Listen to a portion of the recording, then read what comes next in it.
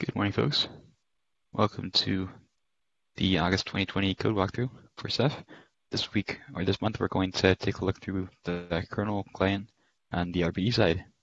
So, Ilya, go ahead and take it away. Hello. My name is Ilya. I'm the maintainer of the Ceph kernel client. And today we'll focus on the Kernel Rbd driver, specifically on how RBD images are mapped and unmapped and the basic I/O flow. Here I'm at the top of the Linux kernel source tree. The RBD driver is fairly compact. It fits in a single source file plus a small header file that are located in drivers/block subdirectory. But nevertheless, it supports most RBD features.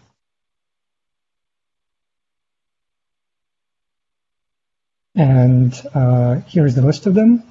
The two notable features that are not supported by kRBD are journal-based mirroring and so-called line migration. Currently, there are no plans to implement either of them, at least not in the near future. The new snapshot-based mirroring that came in Octopus is supported implicitly. There is no feature bit for it because it is based on snapshots and therefore doesn't require a journal or any other modifications to the I/O path. And also keep in mind that for actually talking to the cluster, the RBD driver depends on another kernel module named libceph, which is basically a stripped down version of the libRedes library implemented in kernel space. And it is located in the net/dev subdirectory. And here you can see the authentication framework. The Cephx protocol is implemented in auth_x.c. The crush algorithm, the messenger. At this point, it's just messenger v1 because we discovered several cryptographic weaknesses in messenger v2. And it's not conducive to implementing in the kernel client for a couple of implementation reasons. And so we came up with a new revision of the messenger protocol called messenger v2.1, which fixes those issues and will hopefully come to the kernel client soon, bringing support for full-blown on-wire encryption.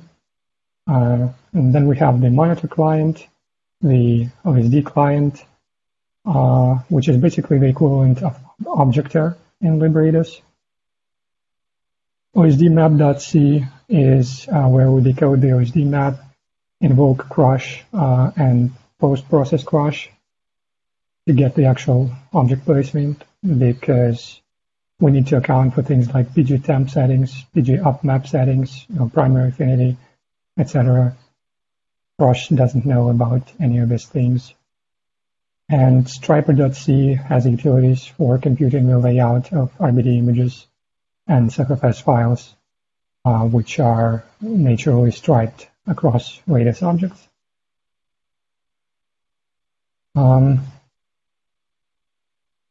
So the way RBD images are mapped and unmapped is through the SysFS interface.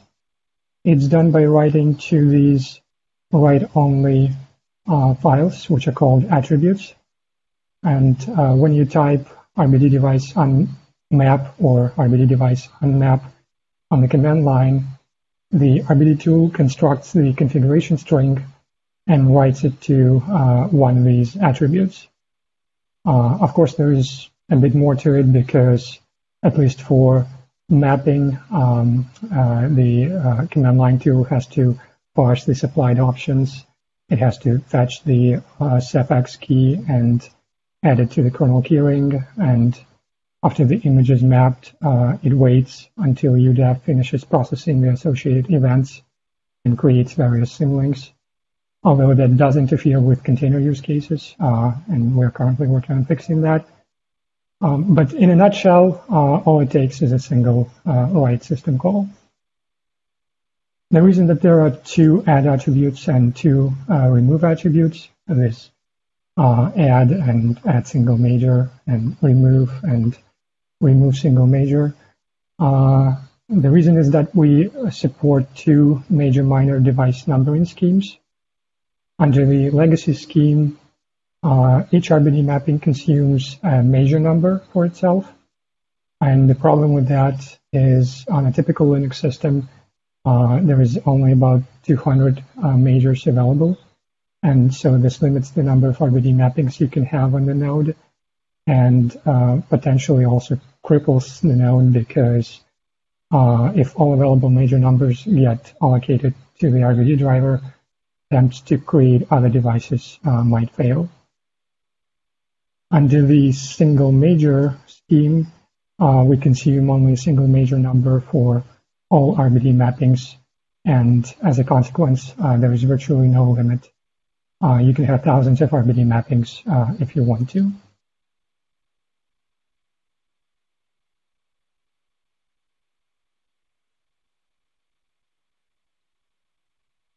And so when the configuration string is written to one of these files, we end up in one of these store callbacks that are called by the SUSEFS infrastructure. And here I'm looking at the RBD map side, and you can see that they forward to the same function. The only difference is this single major thing. And so here we take the configuration string, and the first thing we do is we bump a reference count on our kernel module.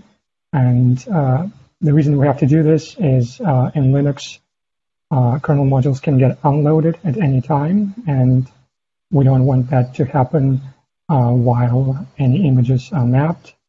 Then we parse the configuration string, and there is a helpful comment here explaining its format.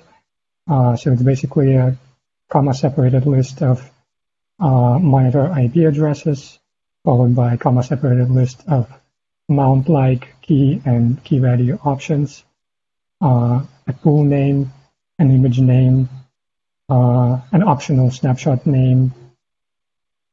And notice that there is no field for a namespace name here. Namespace name, the namespace is optional. And Ilya, can I interrupt you for a second? I don't see any code. I just see the Ceph client like directory listing. The way you're talking to, I don't see. Really? Yeah, I just see you have the middle terminal window and source Ceph client. That's the only thing I see.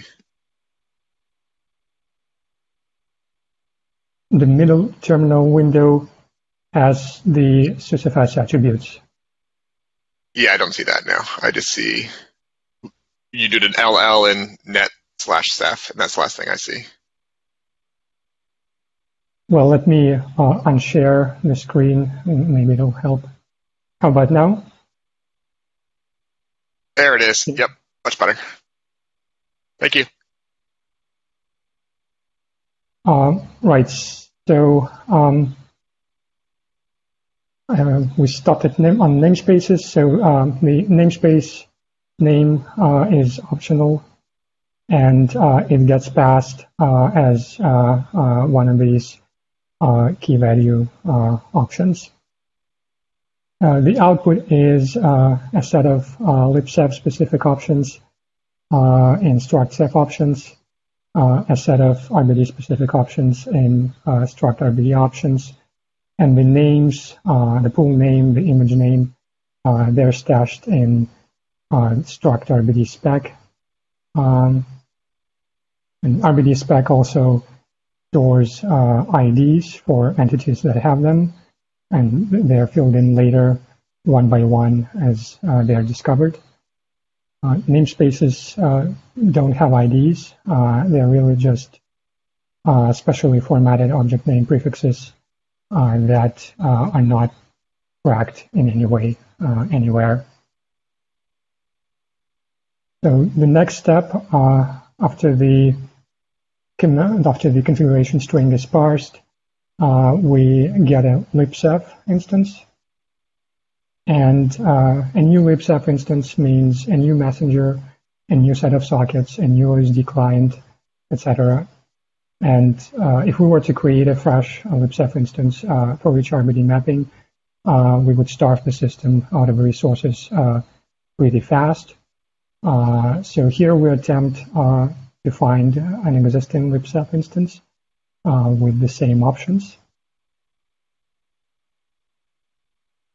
So unless the user asks us not to share libceph options with the no share option, I'm sorry, not to share libceph instances, we go through the list of existing libceph instances and attempt to find one with the same options. Struct Ceph options includes not just the configuration options, such as various timeouts, but also things like monitor entity addresses and the Cephx key. So if it matches, we can safely reuse it. And here, if we find one, we bump a reference count on it and return it.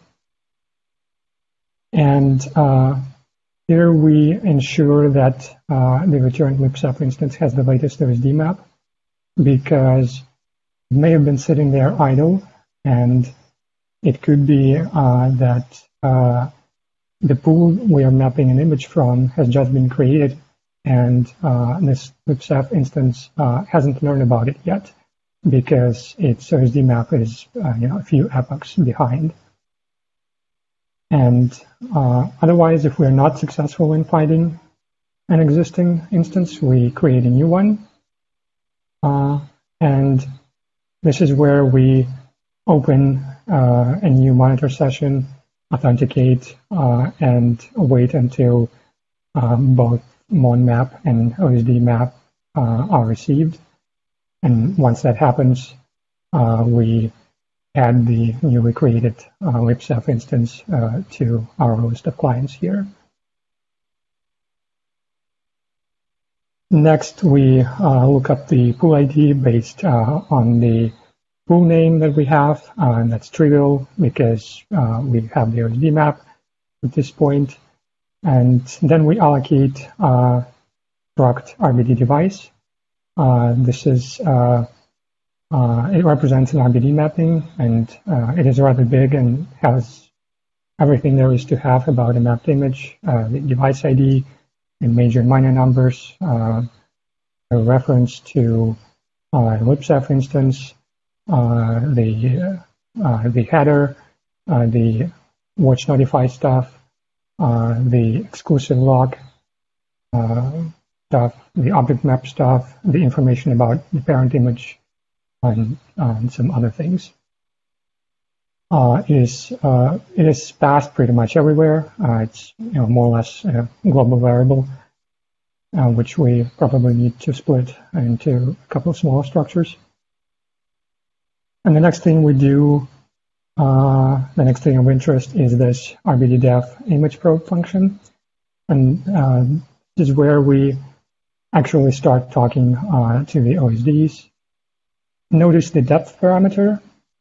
This function is called recursively for probing parent images, and because the kernel stack is rather small, it's just 16 kilobytes on x86, I believe, and even smaller in other architectures. We need to be careful not to overrun it. And the first thing we do here is look up the image ID based on the image name. And there is a special RBD ID object for each image. And what we do here is we format a name. We format its name. This is a known prefix followed by the image name. And we call a class method, an object class method called getID on it. And you can see that all it takes is allocating a couple of buffers and calling into libceph. And once we have the image ID, we can construct a header name because that again is a well-known prefix followed by the image ID. And I'm concentrating on format 2 now because image format 1 has been deprecated. And the next thing we do is, unless our mapping is read-only, we need to register a watch on the image header. And the way it's done is, again, we call into libceph, and we supply 2 callbacks. The first callback is called on every notification. This is how we know that the image has been resized or that a snapshot has been created, for example, and that we need to refresh our view of the image header. And also, this is how the exclusive lock is implemented. So you can see some exclusive lock notifications here, apart from the header update one. The second callback is called on errors. And here what we do is just let everyone know that there has been an error and queue a work item to reestablish a watch when that becomes possible.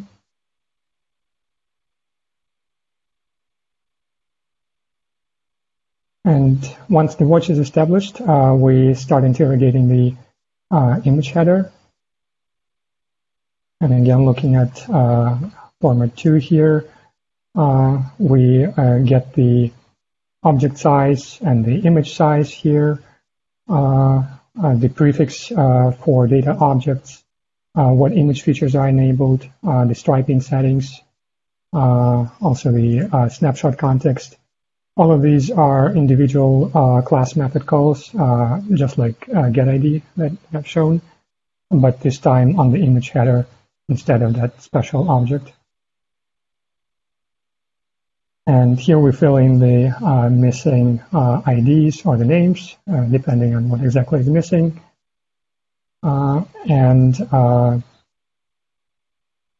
Here we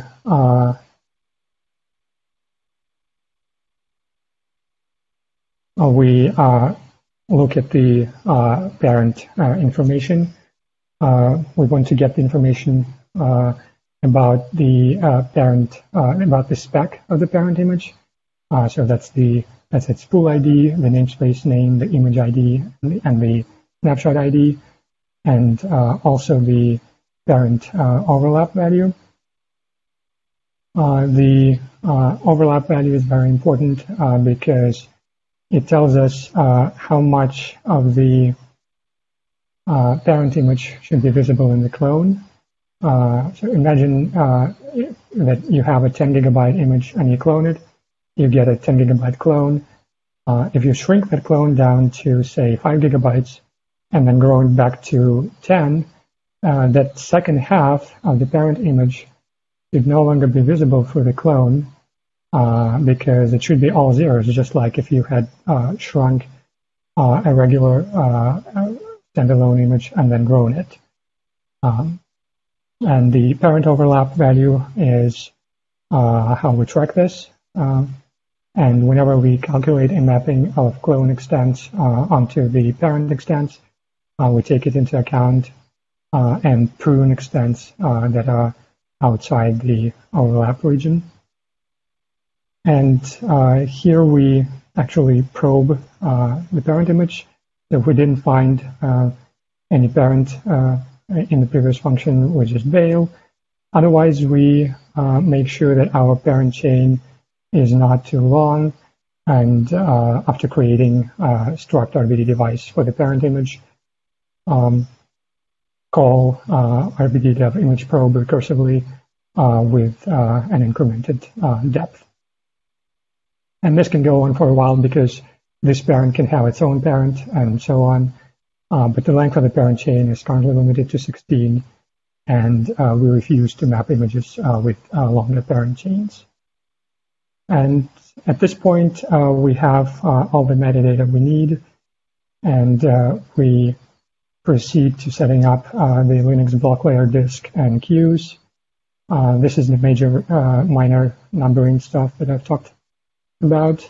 And the interesting bit here is RBD init disk. We allocate the disk and set the major and minor numbers, the queue depth, the number of queues. We tell the block layer that we want request merges to happen.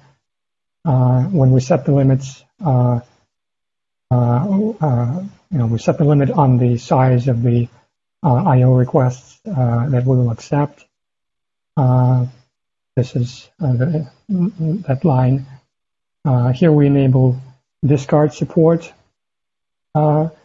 But users who pre-provision their images and want them to remain fully provisioned can disable this by mapping with a no trim option. And finally, unless a message checksums are disabled, we need to raise this stable rights bit in order to prevent the kernel from modifying the page after it has been handed over to us and we have taken its checksum. And not doing so would result in sporadic checksum errors on the RSDs. So now, if there is no object map, we can announce the disk. But if there is an exclusive log or an object map, what we want to do is grab the exclusive log here. And once that's done, load the object map because we want to attribute the latency of grabbing the exclusive log and loading the object map to the parent to the mapping process instead of the first I/O request when it's going to need to be loaded anyway, and we don't want that latency to show up there. Hey, Ilya, I think your screen is. It disappeared again? It's still there, but it's showing dev image probe. All right, I'll reshare again. Sorry. Can you see it now?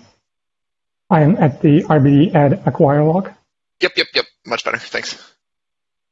Yep, and yeah, so once the log is acquired and the object map is loaded, and the object map gets loaded from the post-acquire handler, that the exclusive log state machine calls when the exclusive log is acquired. I'm not going to show that. We announce the disk to the world, and they return to SUSEFS, and from there we return from the write system call where we wrote the configuration string. And the image is mapped. Any questions so far?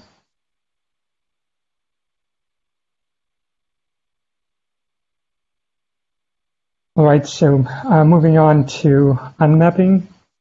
That's another store callback, and as you can see, it's the same story. We have two of them, and they forward to the same function. The configuration string in this case is just the block device ID and an optional force flag. And here we'll, after parsing that, we'll look up struct RBD device with the ID that we need and check the open count. If the image is still opened by someone, we refuse to unmap. But the force flag overrides the open count check. This override was added with a specific iSCSI related use case in mind, and it isn't really useful for anything else, so don't use it. But if the open count check was overwritten, we may have some outstanding I/O, and so we need to freeze the queues and wait for the outstanding I/O to complete. After that, we kill the block layer disk, tear down the associated SUSEFS attributes, close the object map, and unlock the image header.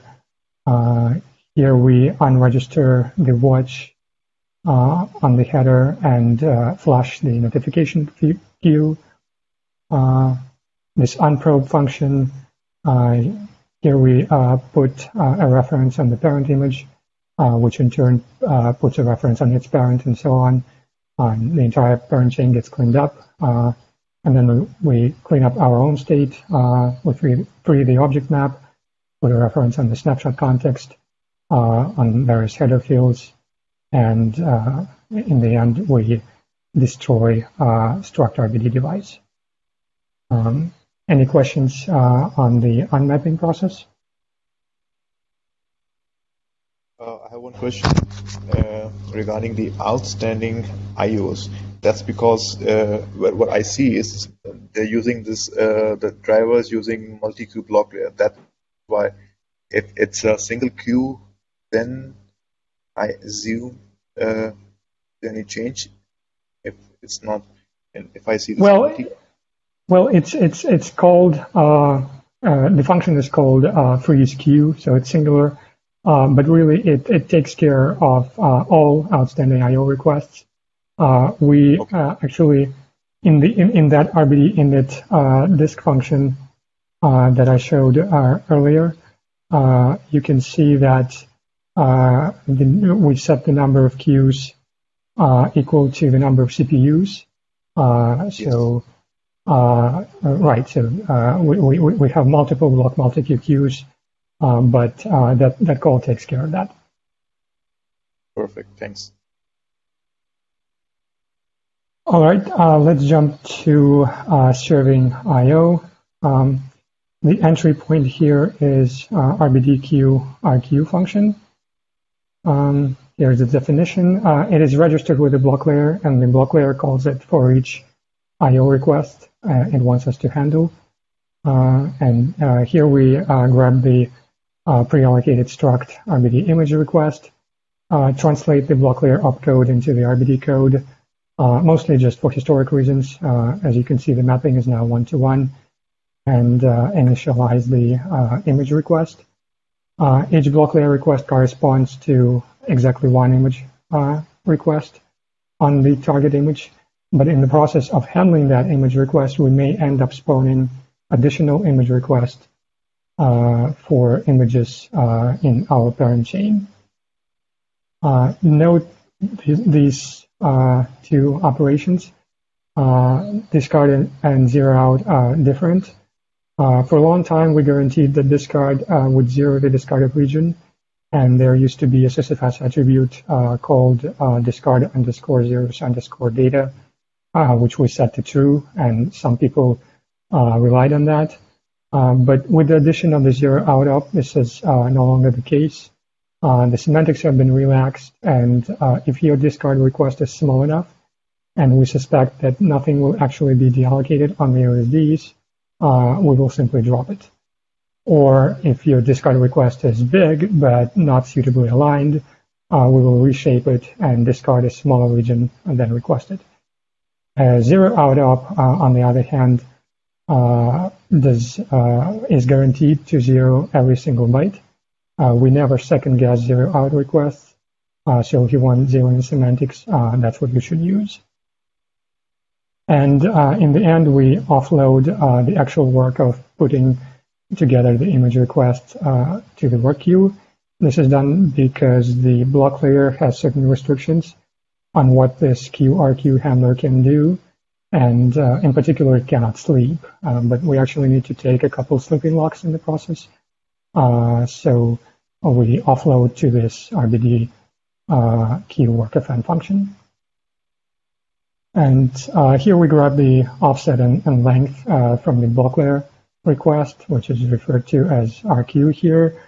Run some checks, capture the snapshot context and some other relevant fields from the image header, and move on to filling the image request.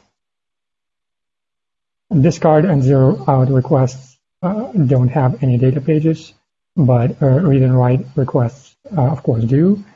The block layer request is more or less just a single linked list of the so-called BIO structs.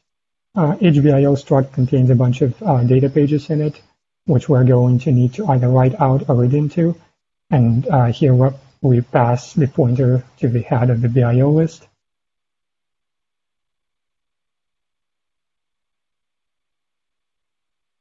And here we set up a filling context with an iterator and some callbacks, and call the function that actually does the work.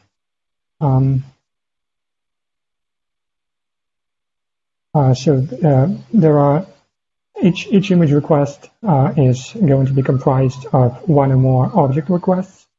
Because RBD images are striped across radius objects, even a small single-page sized request can straddle an object boundary and therefore require two object requests.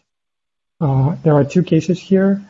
The case of a default simple layout and the case of a so-called fancy layout.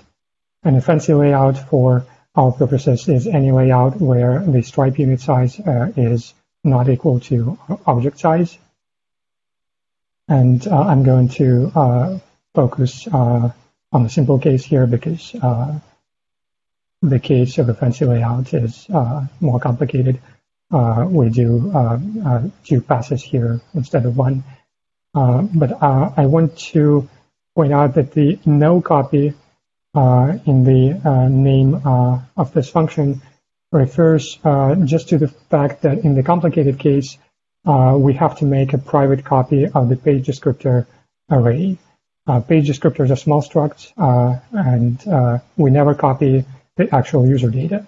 Instead, we manipulate those page descriptors and arrange the data pages during those two passes, and in such a way that they are fed to the messenger in the right order, and so it is always zero copy in the sense that the data goes to the wire from its original source and arrives from the wire to its final destination. This is what that filling context and iterator are about. In short, user data is never copied or moved within libsep or Rbd.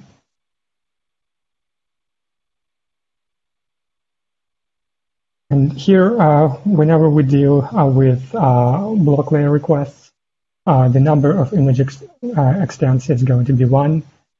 It can be greater than 1 only when we deal with parent images. So this loop is going to be no op in most cases. Ceph valid to extents is a libsep function that does the striping work. Basically, it walks through the given image extent, does the mapping one piece at a time, and anytime it encounters a new object, it calls this alloc_fn callback, and anytime it encounters a new stripe unit, it calls this action_fn callback. And if you look at how we invoke it, for the new object callback, we pass this alloc object extent function that just allocates a new object request and adds it to the current image request. And the image request basically serves as a container for a group of related object requests. And for the stripe unit callback, we pass this stuff from the filling context. And again, this is how data pages get added to the right object requests in the right order, no matter how fancy your layout is. And on return from Ceph file to extents, the image request is fully populated with object requests. We know the names of those objects and the ranges within them that we are interested in. And here, for each object request, we do some op-specific initialization. Because everything before this point was just generic striping stuff. And the interesting bit here is we may end up deleting some of the object requests that we've just added. If you recall the difference between discards and zeroouts and how we can punt on discards if we don't think they're going to be useful, this is where it happens. And the logic is in RBD and in discard. You can see that we do some rounding up and rounding down based on the alloc size value.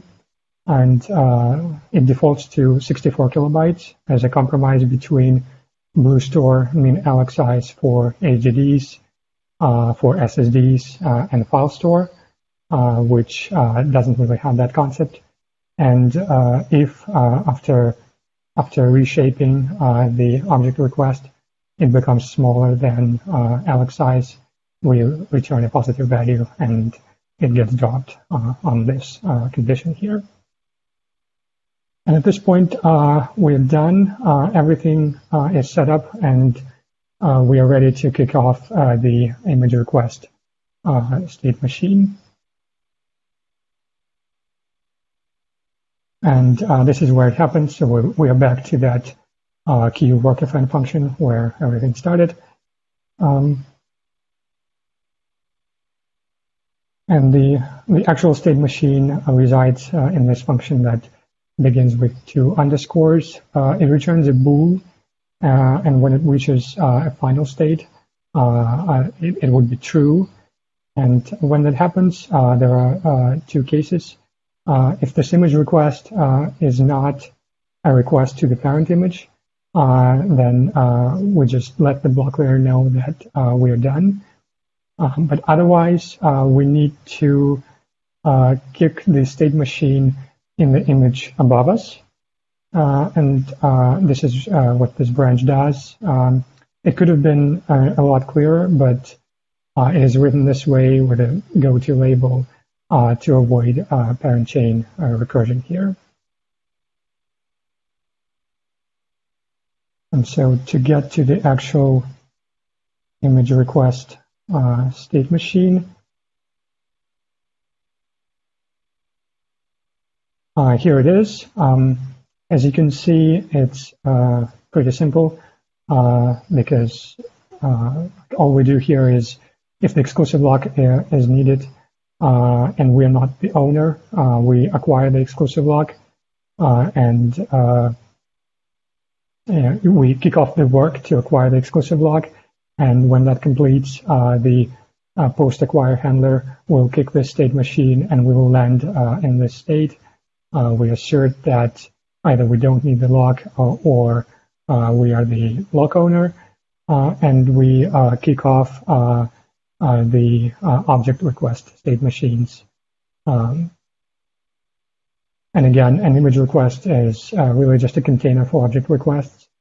So all the work happens inside object request state machines. Here we just wait for them to complete and we gather the result. Once the pending count reaches 0, we return true, which signifies the termination of the state machine. So let's look at the object request state machine. And here you can see we just, for each object request, we kick off a state machine.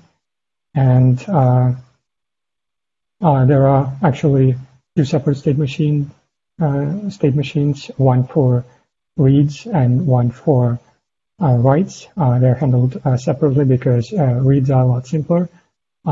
There we don't have to deal with object map updates and a whole separate copy up state machine business.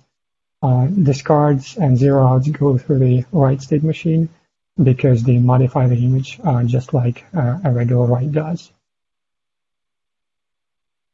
And so on a read, the first thing we do is we consult the object map if it's present. If the object map says that the object doesn't exist, we move on to handling InnoAnt. And this is where it happens. If there is no parent image, or there is one, but the parent overlap value is 0, InnoAnt means a hole, and we just zero fill the request.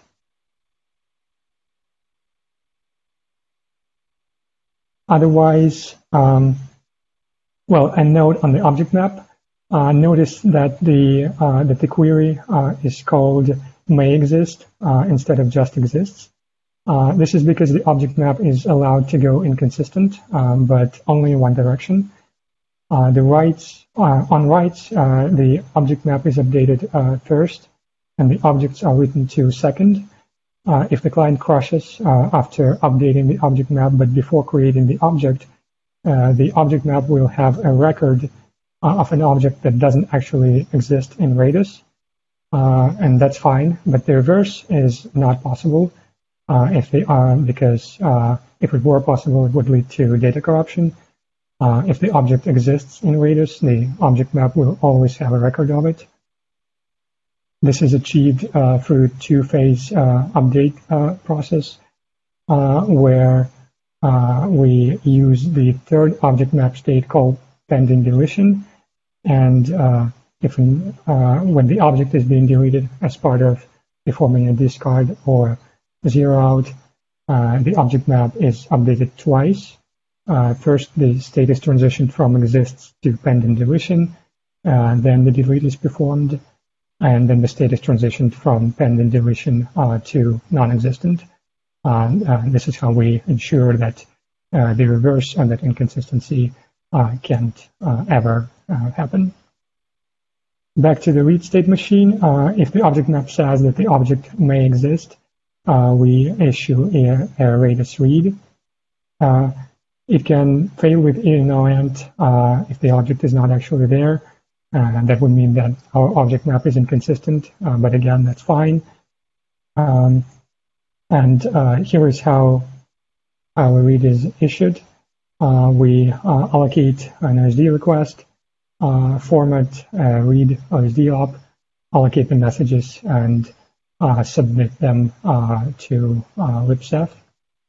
And when we allocate an RSD map, we provide a callback, which libceph invokes when it's done with the request. And in this callback, we basically just grab the return value and kick the state machine for the associated object request.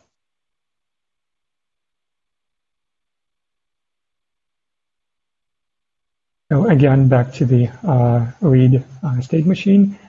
Let's say we got InnoAnt, and the parent image actually, there is a parent image and there is some overlap.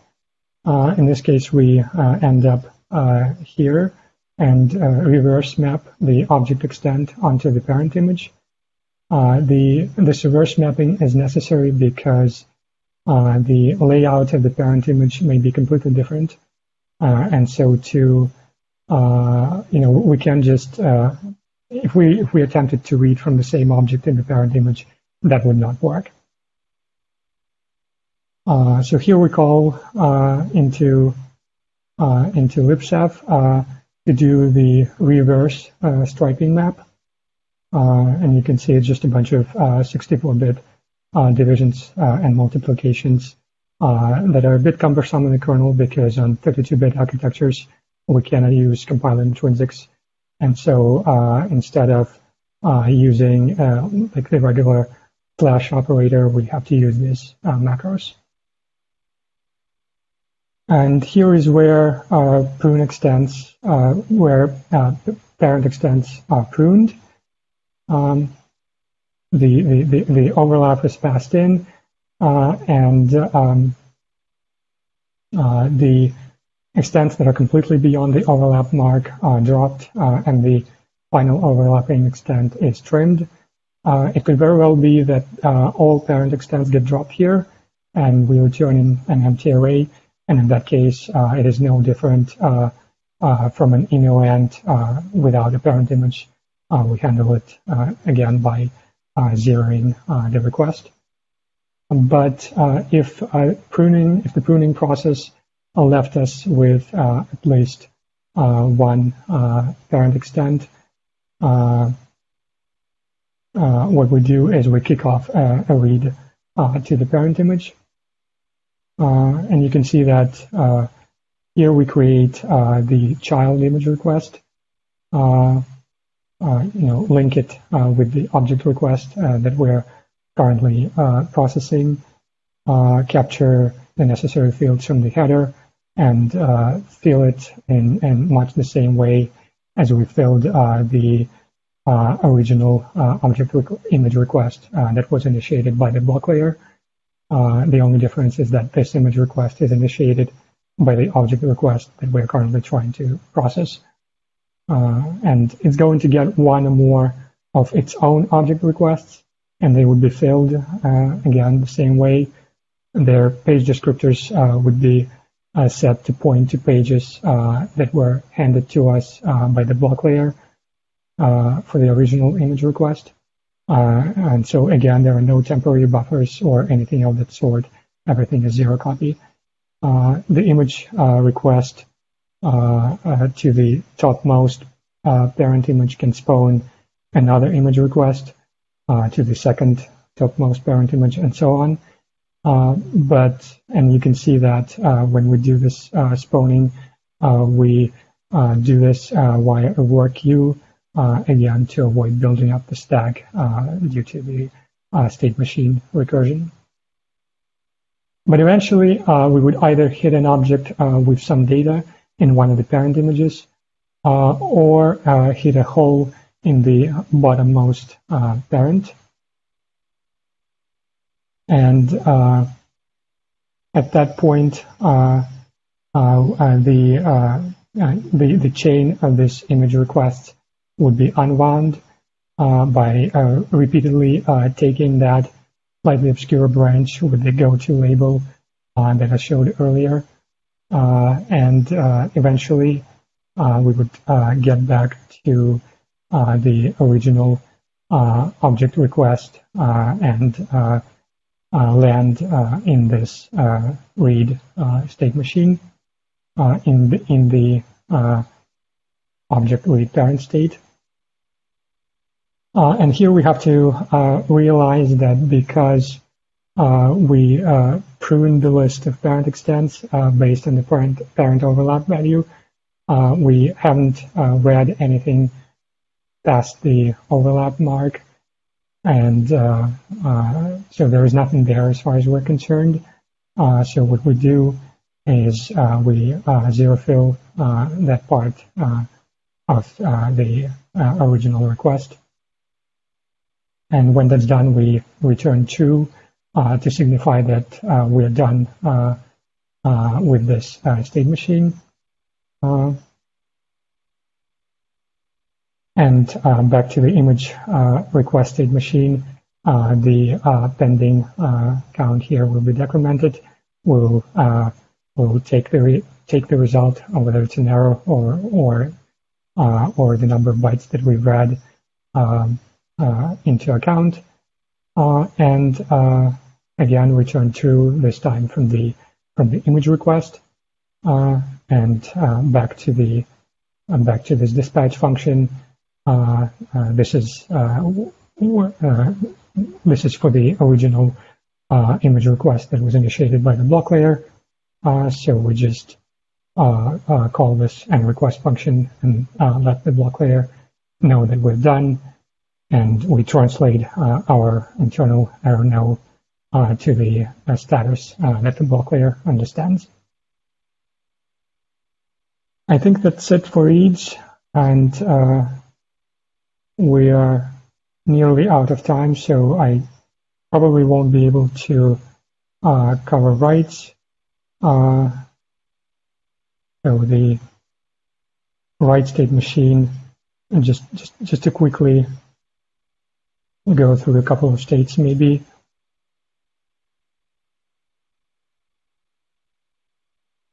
Here it is, and you can see that it's more complex.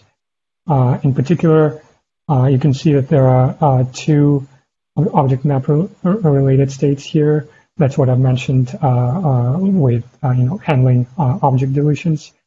This is the pre-object map update, where we would flip the state from existing to pending deletion, and this is the post-object map update where I'm sorry, there it is.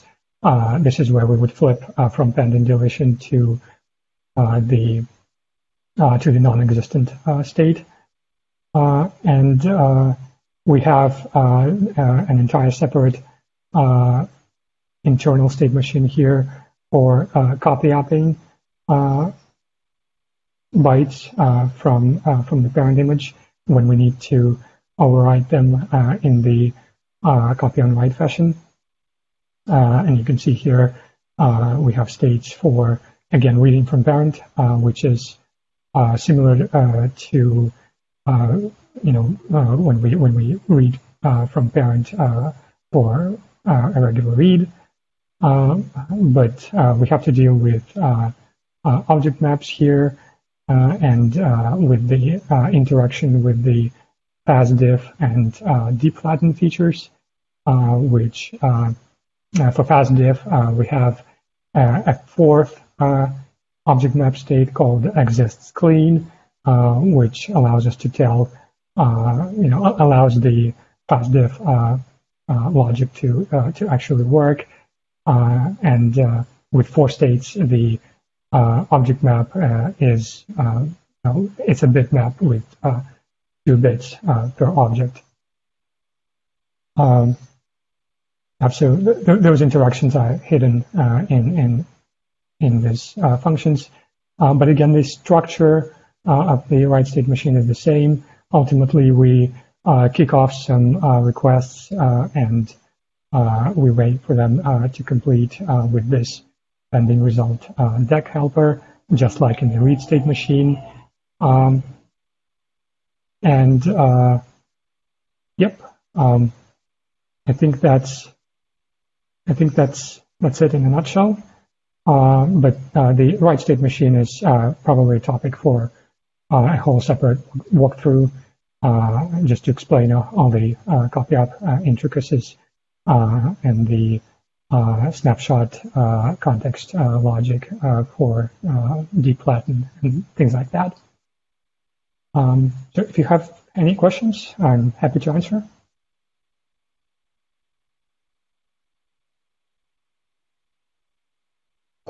Thanks. I have one question.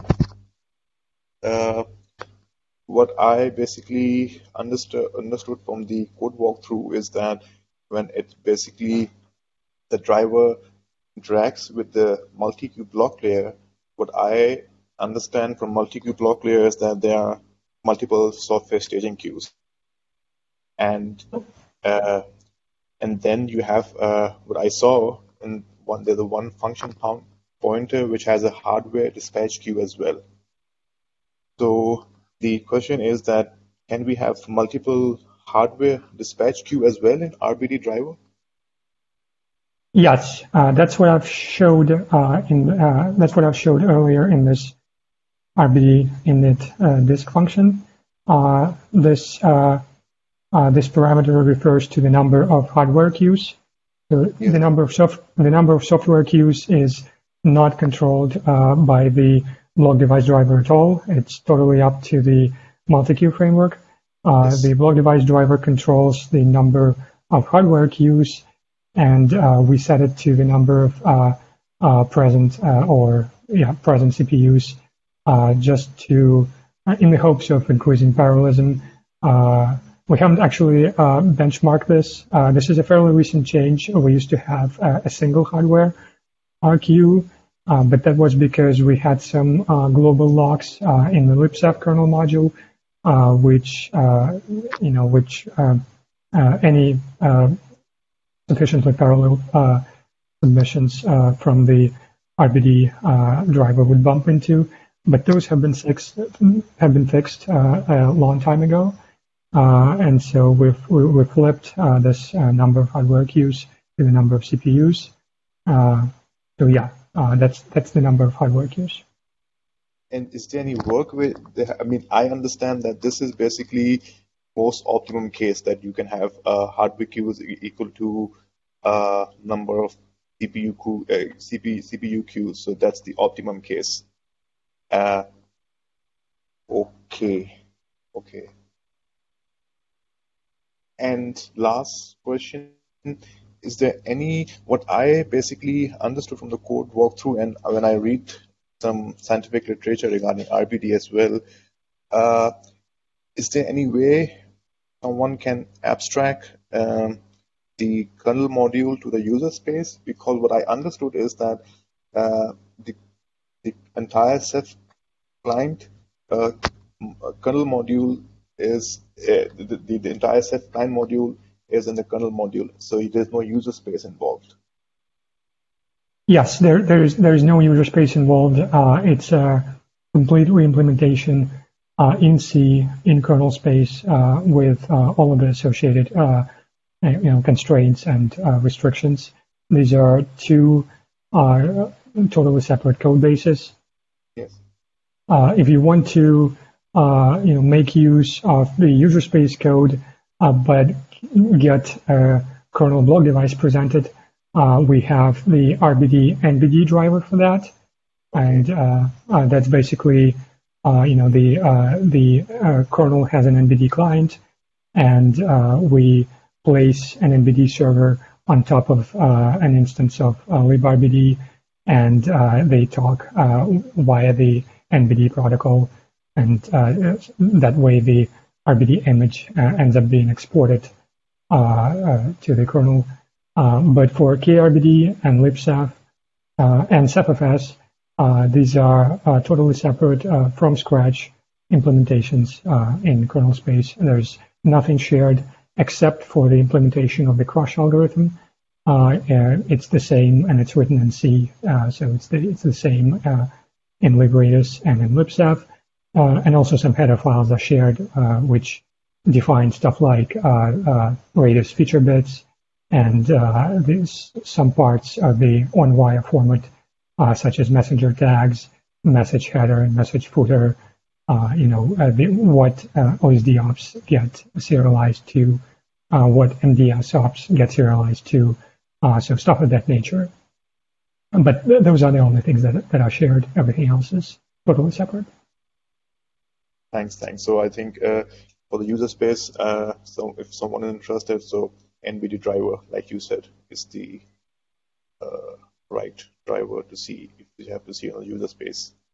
Yes, if you're interested in utilizing those features that Kernel Rbd doesn't support, so for example, journal-based mirroring, it makes sense to use Rbd NVD, but if you're happy with kRBD, it's slightly more performant, so there's really no reason to fall back to NVD unless you have a specific use case in mind. Thanks a lot.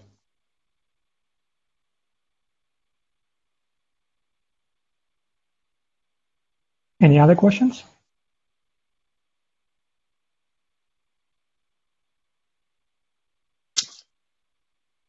Thanks for putting this together, Ilya.